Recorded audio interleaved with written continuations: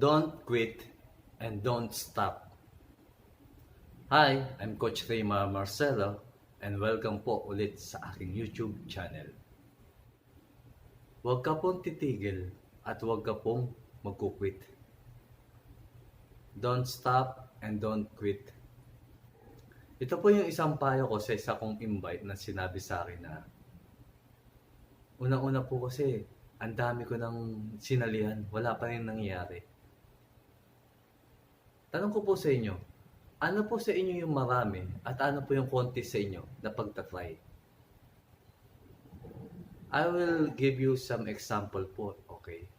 Kung si Colonel Sanders, yung recipe ng chicken niya, inoffer niya sa 20 tao, tapos tumigil na po siya sa pag-offer ng chicken recipe niya.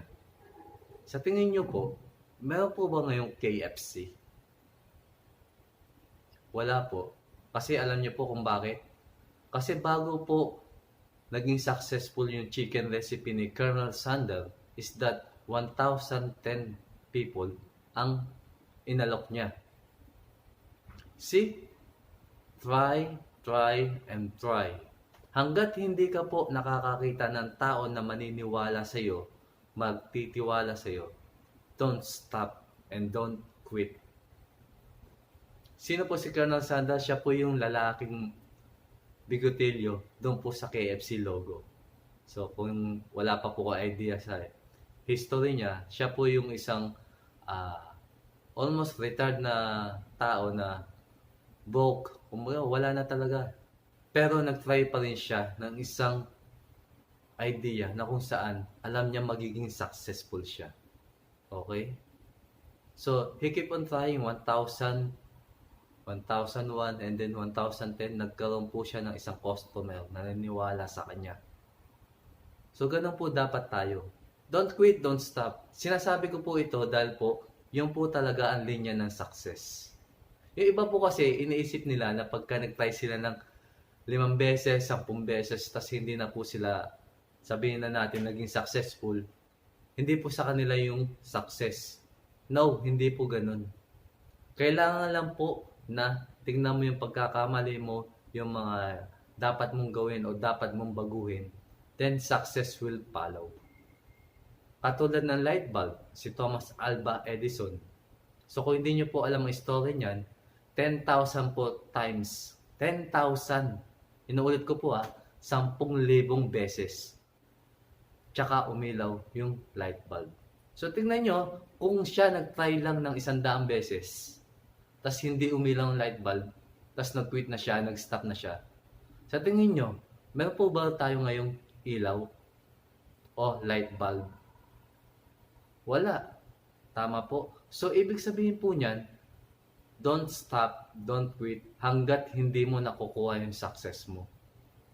Sabi nga ni Thomas Alva Edison, nung tinanong siya ng isang reporter, ano ang naging feeling mo nung hindi sumindi ng 10,000 beses yung light bulb o yung bombilya? Alam mo kung ano sagot niya? Nagkaroon lang ako ng 10,000 beses na kung saan nalaman ko kung paano hindi sumindi yung bombilya. Tignan nyo, what a mindset. Tama po. Yun ang mindset ng mga successful. Yun ang mindset na kung saan you will never ever be defeated. Hindi ka po matatalo sa ganung mindset. Hanggat hindi ka nagiging successful, hindi ka magkukwit, hindi ka titigil. Sabi nga po, when you go through success, if you cannot go through it straight, you can go above it, under it, okay? You go to the left, you go to the right, you circle, okay? Tingnan mo, ikutan mo. Ang importante, makuha mo yung success. Although hindi po madali sinasabi ko sa inyo, hindi po madali maging successful. Pero, pwede ka maging successful. Maaari ka maging successful. It's up to you. Decision mo po yan. Pero ako po, ang sinasabi ko po sa inyo, don't quit and don't stop hanggat hindi ka nagiging successful.